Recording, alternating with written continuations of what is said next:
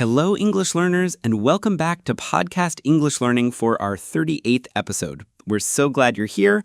I'm Alex.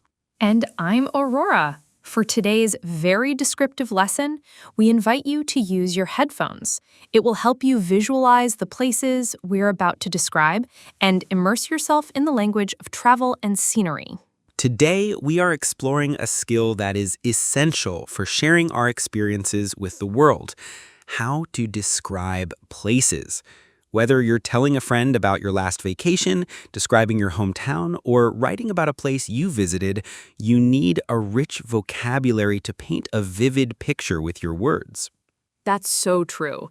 Moving beyond simple words like big or nice is the key to making your descriptions interesting and memorable.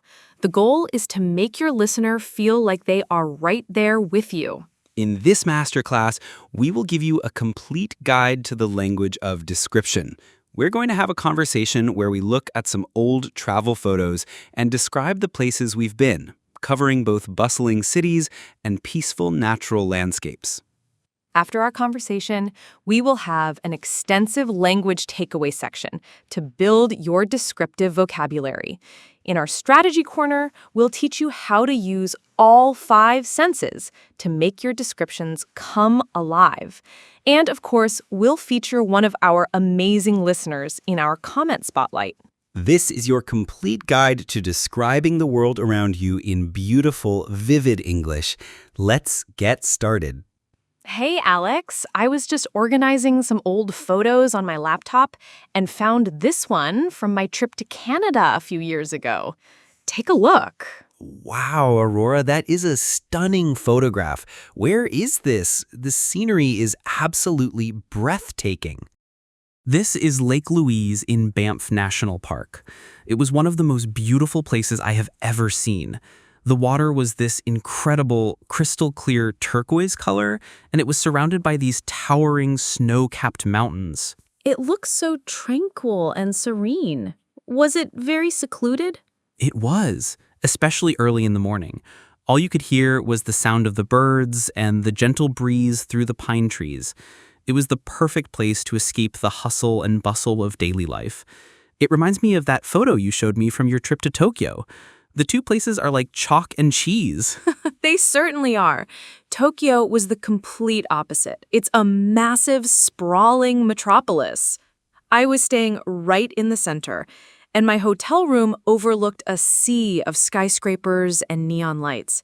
That sounds incredible in its own way. Was it very chaotic? It was incredibly bustling and vibrant, especially at night. The nightlife was amazing. The streets were a maze of alleyways filled with tiny restaurants and shops. The atmosphere was just electric. So which did you prefer, the peace and quiet of a place like Banff, or the energy and excitement of a city like Tokyo? That's such a tough question. They are both amazing for different reasons.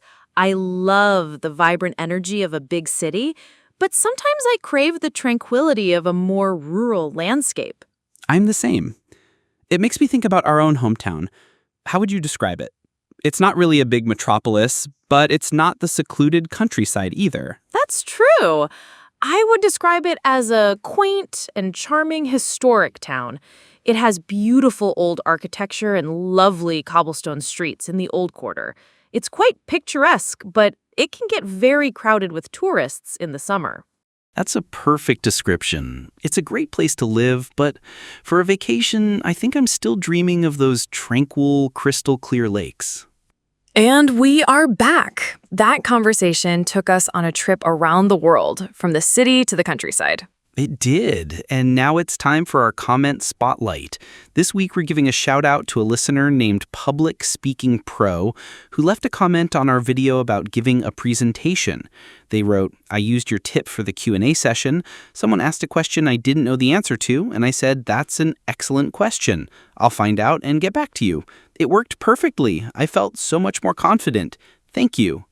That is wonderful to hear. Thank you for sharing your success.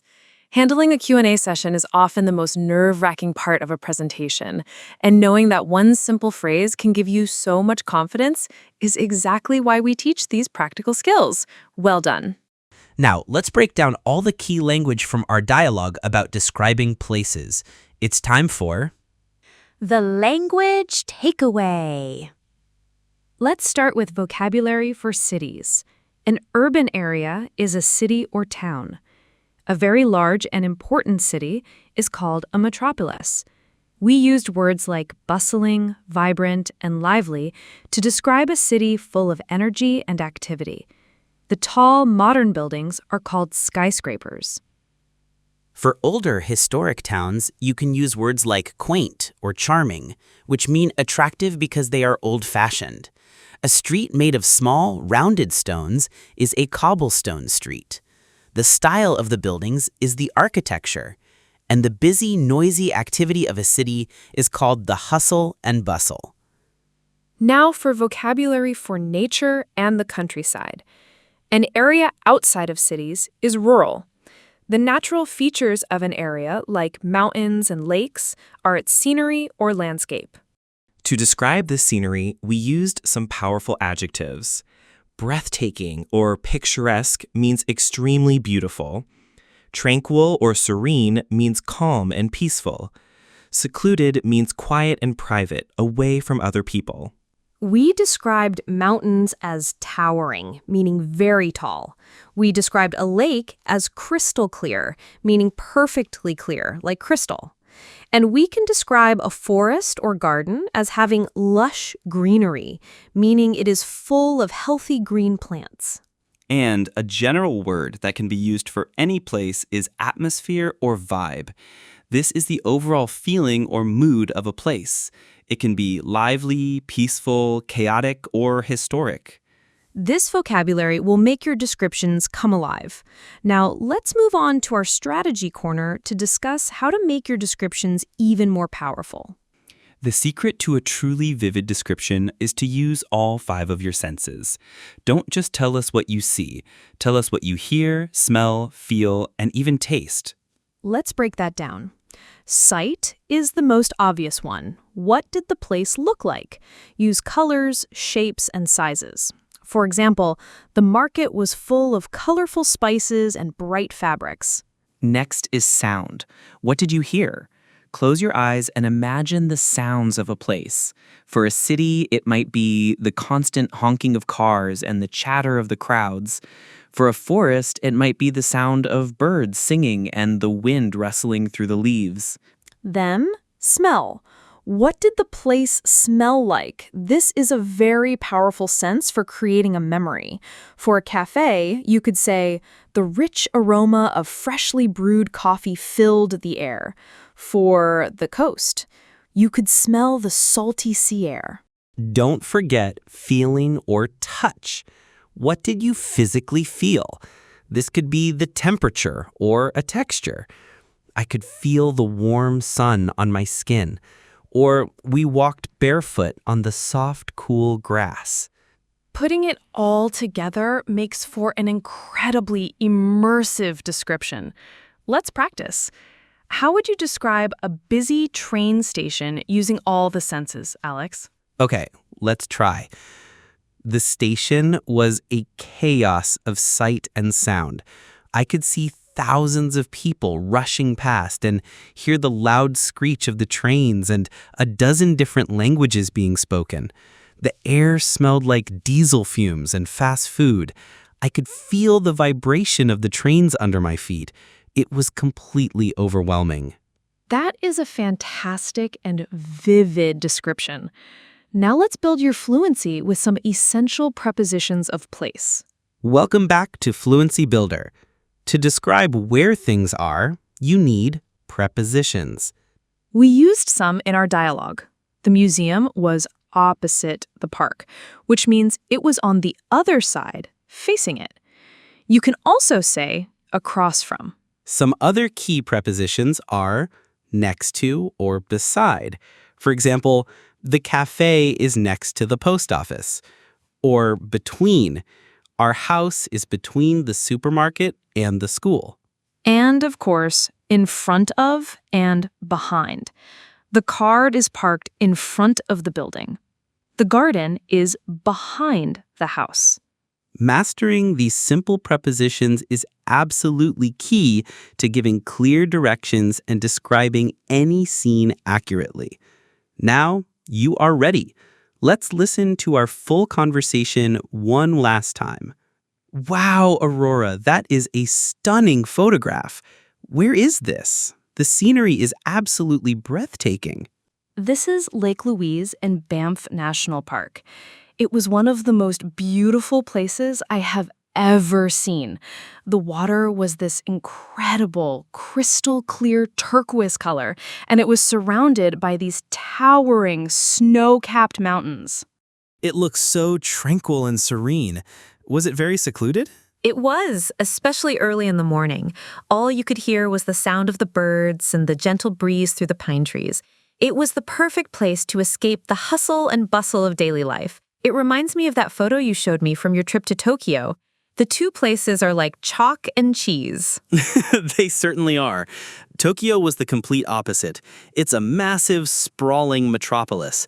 I was staying right in the center, and my hotel room overlooked a sea of skyscrapers and neon lights. That sounds incredible in its own way. Was it very chaotic? It was incredibly bustling and vibrant, especially at night. The nightlife was amazing. The streets were a maze of alleyways filled with tiny restaurants and shops. The atmosphere was just electric. So, which did you prefer? The peace and quiet of a place like Banff, or the energy and excitement of a city like Tokyo? That's such a tough question. They are both amazing for different reasons. I love the vibrant energy of a big city, but sometimes I crave the tranquility of a more rural landscape. I'm the same. It makes me think about our own hometown.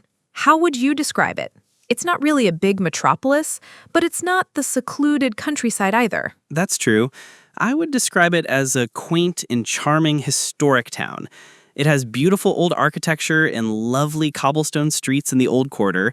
It's quite picturesque, but it can get very crowded with tourists in the summer. That's a perfect description. It's a great place to live, but for a vacation, I think I'm still dreaming of those tranquil, crystal clear lakes.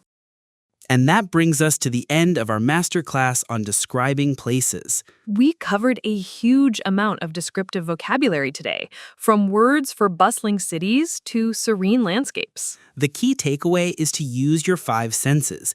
Don't just describe what you see. Try to include the sounds, smells, and feelings of a place. This will make your stories and descriptions truly come alive for your listener. Now for your homework. We want you to practice. In the comments section, describe your favorite place in the world. It could be your hometown, a park, or a place you visited on vacation. Try to use at least 2 of the new adjectives you learned today. We would absolutely love to read about your favorite places. If you found this lesson helpful, please give it a like and be sure to subscribe to Podcast English Learning for more descriptive English lessons. Thank you for joining us today. Until next time, goodbye. Bye, everyone.